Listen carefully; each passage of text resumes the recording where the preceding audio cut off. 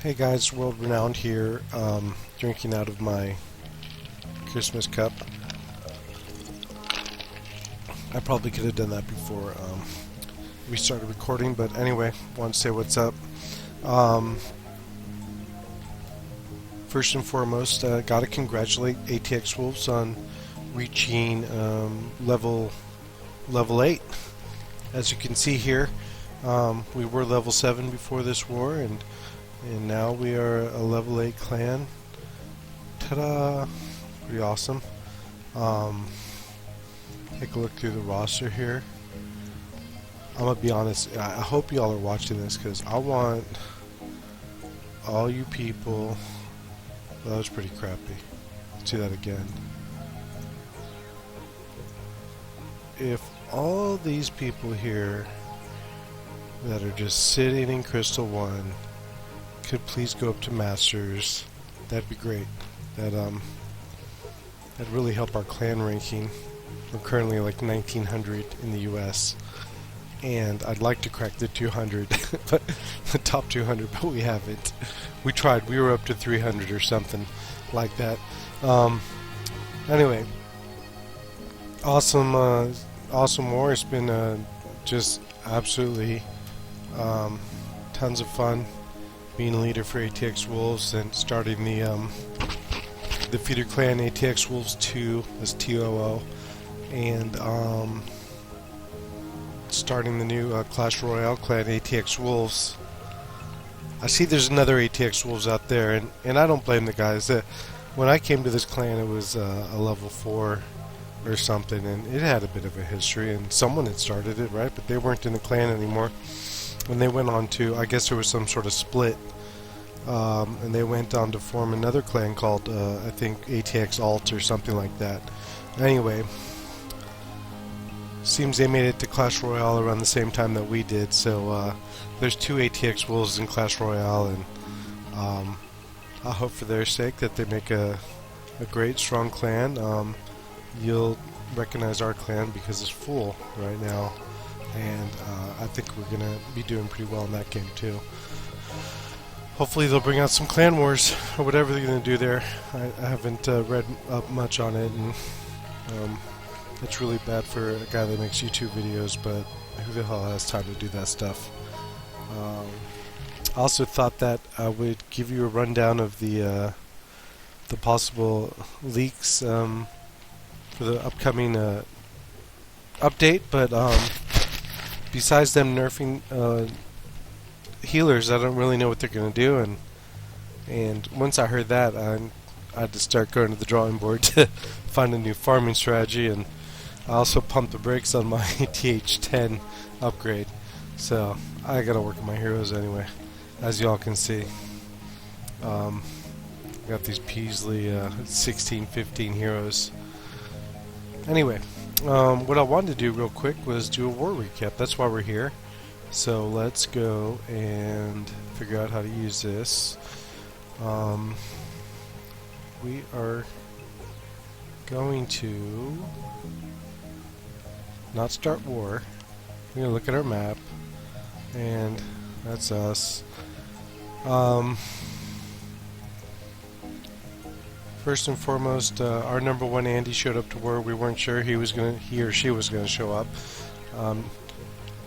It's a Town Hall 10 that's been in our clan for a couple of weeks and hasn't made any donations, but they showed up and got us 4 stars, and that was pretty good because I was confident I was going to have to kick them. This was one of those put them in and see what happens deals. You just sometimes you gotta, when you have people that aren't active in your clan, you gotta just throw them to the dogs. If they're opted in, I'm gonna put them into war sometimes. I try not to put a bunch of people I think are not going to attack in war, even if they're opted in. And but sometimes you got to find out what you have. And so we put Andy in, and Andy performed well. Still hasn't donated 1 troop. That's you. I'm talking about Andy. Okay, not co-leader and my wife Andy, but another Andy. Anyway, we had, of course, some good attacks by Repulsator. Here, let's go and look at the stellar performances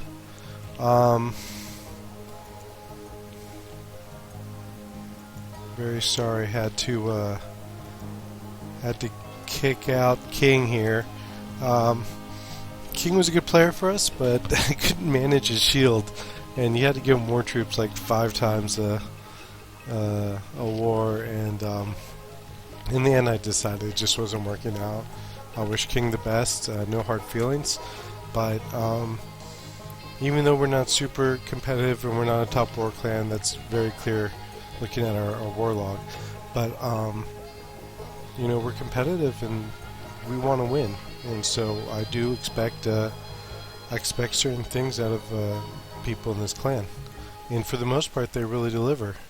Some standout performances, triple double right here from my man Repulsator, good job. Andy shows up out of the blue to get a 91% and 82% on 2 Town Hall 10s. Hard to kick that non-donating member out. I think this was Dro's first war, and that was the 3-star here.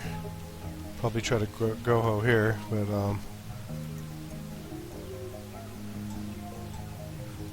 Jeffrey Hunter pretty solid here, as you can see. Almost got a triple double. Rosh's first attack was really good. I'll watch that. It was really good go-ho. We're not going to be looking at it today, but I did want to give him a shout out. I believe this was Dylan E's first war with us. Good job. Raphael's young and full of spunk, and we'll see how that turns out. Almost Famous, that's my alt. I do want to say this was a TH8 versus TH9, and then I attacked down and didn't do so well. Whatever, we don't know anything about that. Alright, good job, me. And down here,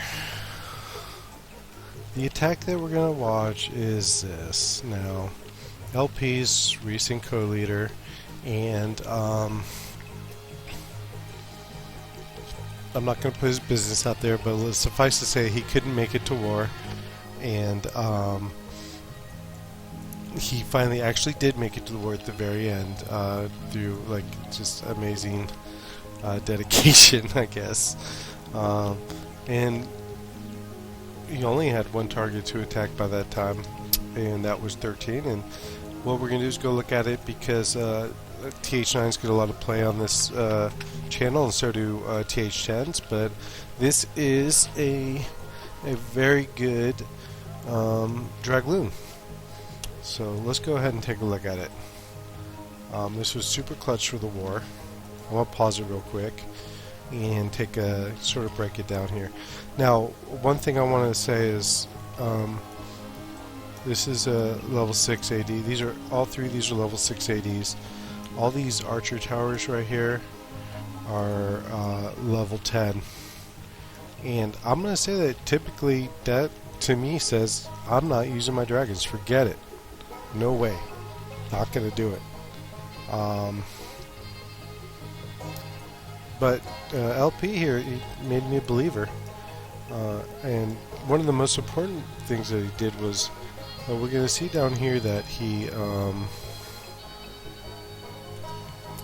brings 9 drags, 9 level 2. I repeat, 9 level 2 drags. All right. 4 level 3 loons, and I think 4 max loons here. So this is a 9-8, if you will, as opposed to an 8-13, which is 8-13? I don't know anymore. I'm old. Okay. Anyway, he either brings it's either a 9-9 or a 9-8, and he brings 3 lightnings, so no Zapquake here.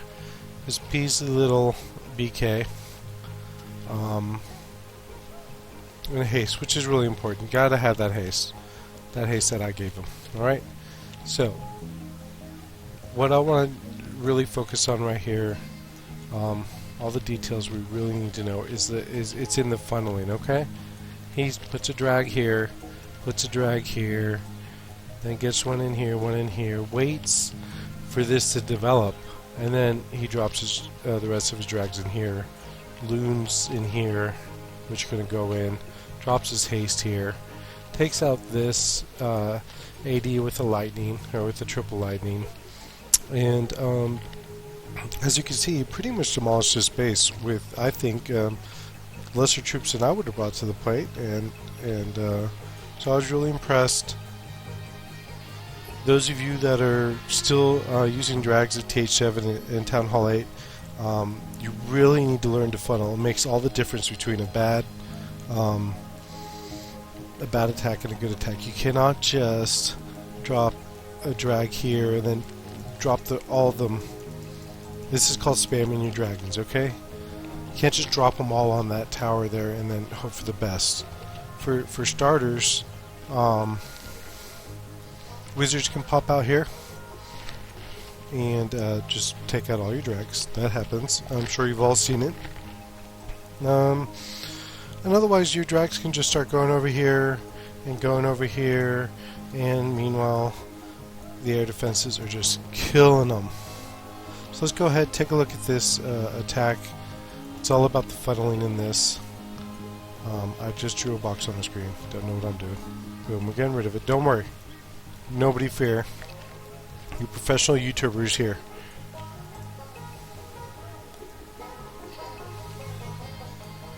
So there you go. Lightnings go down.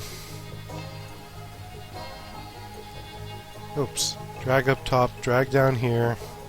Beautiful. I love it. This is how I learned to funnel.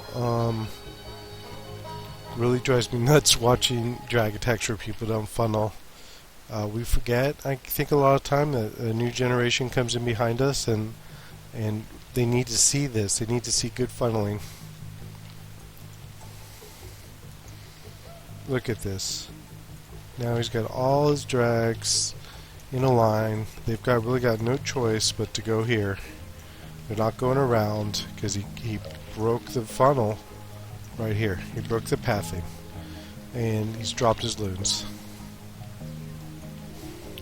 I like to wait till the ADs are firing on the dragons to drop your loons, but I mean, sometimes when you got to get them way up in here, you got to drop them sooner and just sort of wing the timing a bit. Don't look at me. Yes, I'm looking at my screen intently like an old man, because I am old. In come the loons. He drops a haste. And gets all these loons into the center. There you go. One AD's down-ish, other AD's down, and that's it. That's the game. That's it. Game, set, match, really. All the ADs are down. This guy's got these little Teslas, whatever. This game over. Excellent job. There's no drama here. Just gonna speed it up. Didn't even drop his king yet. Always, always, always save your king for the end. You never know when you're gonna need it, and if you've done a good attack, it's just gonna help on the cleanup there. Now, I just want y'all to remember these were level 2 drags, and that's awesome. If he'd had level 3 drags and level 4 loons, he would have just blown this base up in a second. Excellent job, and that's pretty much the recap for the week. Please follow us on Twitter at ATX Wolves COC, and please like and subscribe to my YouTube channel. It makes me feel like you're watching, and I might get some, beard enhancements or something because of it. And I want to give a big shout out to ATX Wolves too. They're struggling, but I think there's going to be good things happening in that clan, and I'm going to try to be there as much as possible to help out. We're all playing Clash Royale, ATX Wolves. That clan's full, but if you give me some good ideas, I'll shoot some ATX Wolves Clash Royale videos. Alright, good night.